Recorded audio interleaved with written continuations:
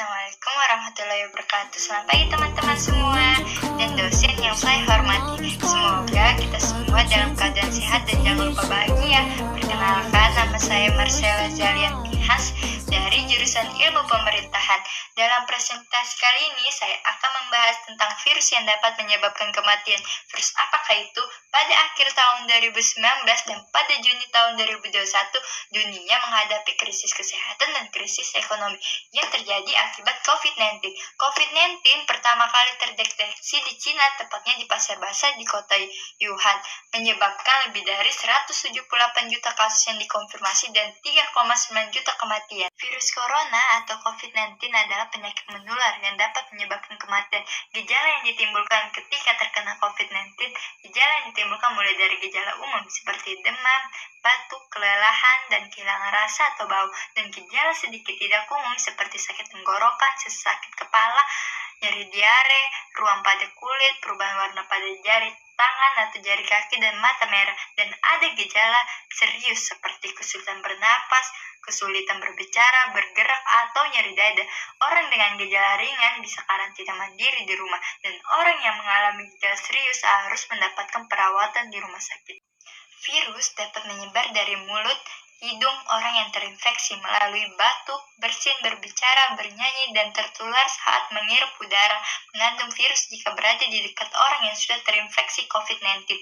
Juga dapat tertular jika menyentuh mata, hidung, dan mulut. Setelah menyentuh permukaan benda yang terkontaminasi, virus lebih mudah menyebar di tempat ramai. Dan ketika terkena COVID-19, kenakan masker medis untuk melindungi orang lain, termasuk ketika Anda perlu meminta perawatan medis. Cuci tangan secara rutin, gunakan ruangan yang terpisah dari anggota keluarga lain. Untuk mencegah penyebaran COVID-19, bisa dengan social distancing, selalu jaga jarak dari orang lain minimal 1 meter.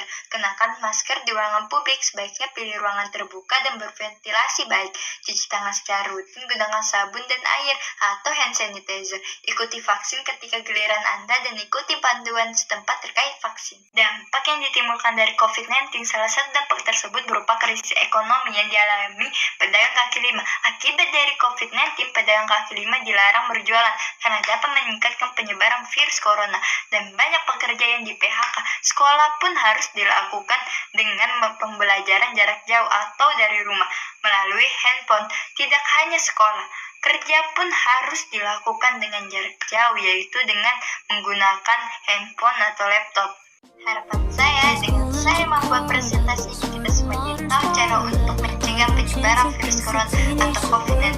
Terima kasih kepada dosen saya yang sudah memberi tugas atau diskusi, dan terima kasih kepada teman-teman semua yang sudah menyimak presentasi saya. Semoga teman-teman yang menonton video saya bukan saja memahami, namun juga menjadi buah bermanfaat untuk kedepannya. Mohon maaf jika presentasi saya banyak kurangnya. Saya Marcella Zalianti Has, saya mohon izin pamit. Wassalamualaikum warahmatullahi wabarakatuh.